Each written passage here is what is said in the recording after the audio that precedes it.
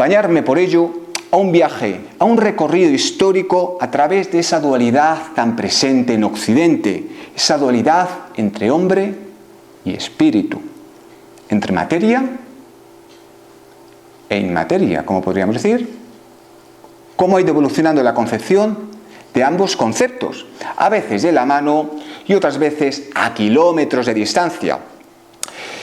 Cuando el historiador Jacques Le Goff explicó el carácter espiritual de nuestro día a día en la Edad Media, sostuvo claramente una cualidad presente en ella, que era la permeabilidad. Es decir, las manifestaciones se daban dentro de un contexto de una realidad cotidiana. Para los hombres y mujeres de la Edad Media, el hecho de experimentar manifestaciones espirituales no era nada fuera de normal, formaba parte, como digo, de su día a día, de su realidad cotidiana. Eran aceptados y reconocidos como parte habitual de un universo aún no reglado por las leyes físicas que posteriormente irían apareciendo en la historia. Espíritus, hadas, monstruos y duendes, por ejemplo, convivían en el mundo natural sin conflicto, sin sorpresas y sin miedos. El concepto de lo imposible carecía de total significado. Fijaos, decía de nuevo Le Goff, lo maravilloso era una categoría más del universo. Estas cualidades, otorgadas a la realidad, hacían del mundo invisible que rodeaba a todos los hombres un hecho cotidiano, siempre tenido en cuenta a la hora de explicar las hambrunas, las pestes o las catástrofes. De igual forma explicaban la buena o la mala suerte, tanto individual como colectiva, puesto que se hallaba regulada a través de un mundo espiritual imposible de conocer, un mundo espiritual que trascendía al plano material. Fijaos qué curioso cómo esta concepción del mundo espiritual se parece muy mucho a cómo desde Oriente a día de hoy conciben el tema de los espíritus. Para ellos, igual que para estos hombres y mujeres de la Edad Media, el hecho de hablarles de espíritus ni les da miedo ni lo evitan por completo, porque saben que se encuentran entre ellos. Vamos poquito a poco avanzando en la historia, ya desde el Renacimiento, del siglo XIV al siglo XVI, de forma paralela a la creencia de la realidad del mundo espiritual, tal y como hemos visto hace unos minutos, se empezó a perfilar gradualmente un cambio de actitud y mentalidad que derivaría 2 siglos después en lo que todos conocéis como movimiento iluminista. A lo largo de todo aquel periodo, el devenir de Occidente fue adoptando un sentido del natural diferente a como se entendía hasta ese momento. La experiencia, la comprobación empírica, el ver y racionalizar el mundo, poco a poco fue creando una barrera entre el mundo invisible y el mundo material. Lo animado se empezó a diferenciar de lo inanimado, y lo sobrenatural, entre ello todo lo concerniente al mundo espiritual, empezó a quebrantar la estabilidad social reinante en aquella época. Fijaos que desde ese momento la concepción de los espíritus se transformó completamente. En ese momento la sociedad empezó a tener miedo del mundo espiritual. El miedo hizo acto de presencia y el contacto entre ambas realidades incluso podía poner en riesgo la salud física, psíquica y moral de las personas. Casi nada. Con las historias de los espíritus, aquello que en ese momento se consideraba como real pasó a un segundo plano, pasó a la ficción. De tal forma que empezaron a aparecer un montón de cuentos y de textos relacionados con los espíritus. Como señaló Gillian Beer en su momento, las historias de espíritus tuvieron desde entonces que ver con la insurrección y no con la resurrección de los muertos. Como hemos dicho, había una clase dominante que quiso homogeneizar el pensamiento de la sociedad. Pues por ello, ¿qué hizo? Elaboró una serie de textos en los cuales se decía explícitamente que los espíritus eran seres terroríficos, malvados. Por ello, aquellas personas que no hacían casos a esas premisas, como dice Gillian Beer, tenía más que ver con la insurrección que con la resurrección de los muertos. Se empezó a plasmar en la sociedad esa lucha entre las diferentes formas de entender el mundo, entre lo invisible y lo material, donde la superstición empezaba a ser visto como un exceso de credulidad. Entrados ya en el siglo XVIII, todo aquello que se salía de los patrones más materialistas era apartado a la literatura fantástica, puesto que la literatura fantástica, ¿quién la leía? Pues los niños y las mujeres. Y no entraban en conflicto con una realidad que pretendía ser más materialista y realista.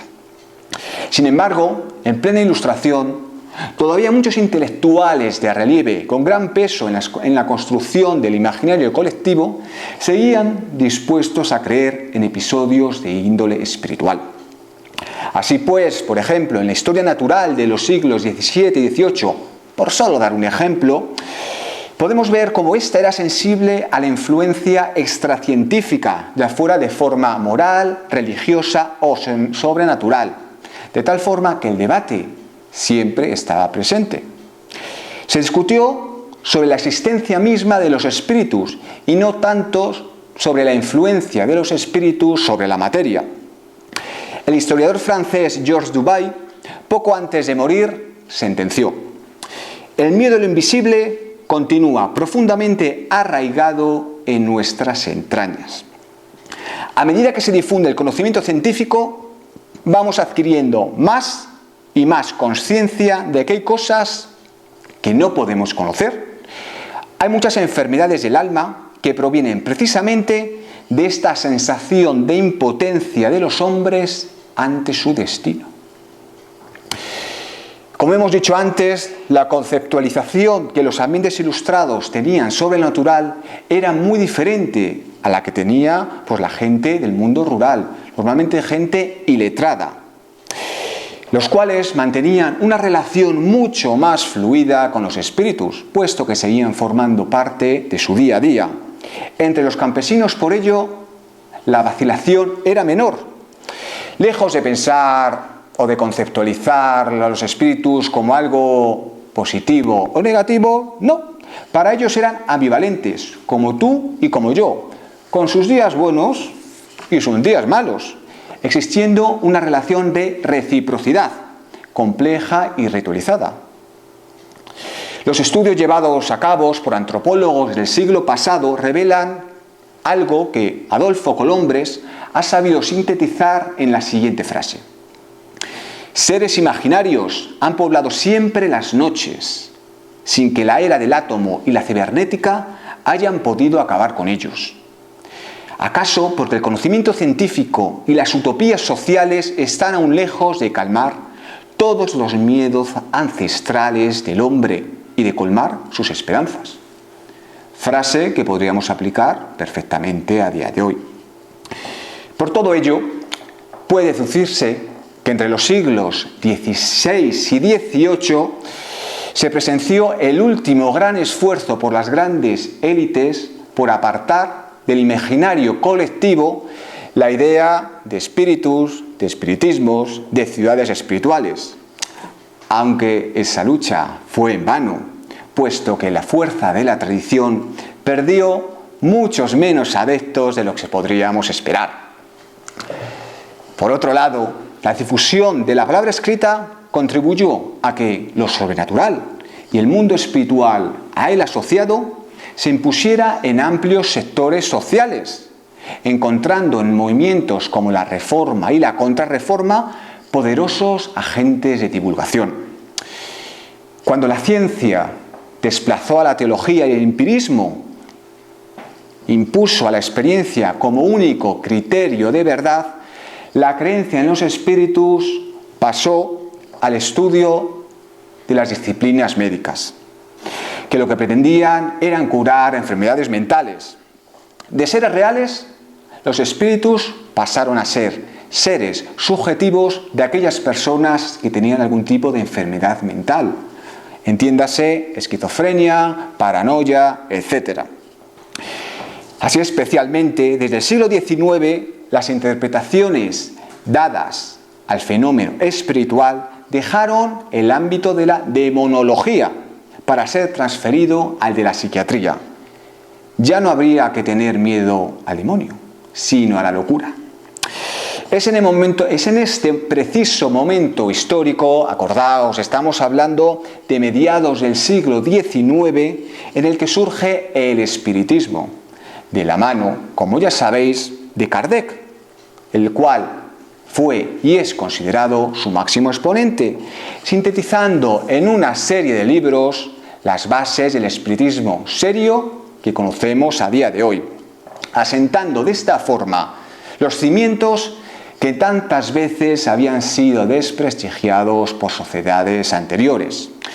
Podéis consultar en este mismo canal un sinfín de conferencias sobre la historia del espiritismo si estáis más interesados al respecto. Yo desde aquí os las recomiendo. De nuevo, la sociedad se dividía, pero en este caso ya no estamos hablando por motivos sociales o por motivos económicos, no. De hecho, fijaos, había una máxima victoriana que decía: yo no creo en espíritus, pero les tengo miedo. Algo que igualmente podría extrapolarse a día de hoy. Desde mediados del siglo XX, a través de los diferentes descubrimientos científicos, sobre todo en materia física, teorías cuánticas, teorías de la relatividad, introdujeron nuevas perspectivas espirituales. Se plantearon dudas y se cuestionó el materialismo vigente. La comunidad científica empezó a abrir los ojos y a abogar porque había algo más allá de lo meramente físico. Los impresionantes avances tecnológicos permitieron que se descubrieran mundos invisibles dentro de nuestro propio mundo. Hasta entonces, el ser humano no nos habíamos planteado que pudiera haber algo más fuera de nuestros sentidos más terrenales, pues lo hay. Apenas conocemos una milésima parte de lo que nos queda por descubrir. Hoy sabemos, obviamente, que hay cosas reales que no pueden medirse ni pesarse, y aún así están ahí. El universo antes determinado ahora es indeterminado, ahora es una absoluta incógnita.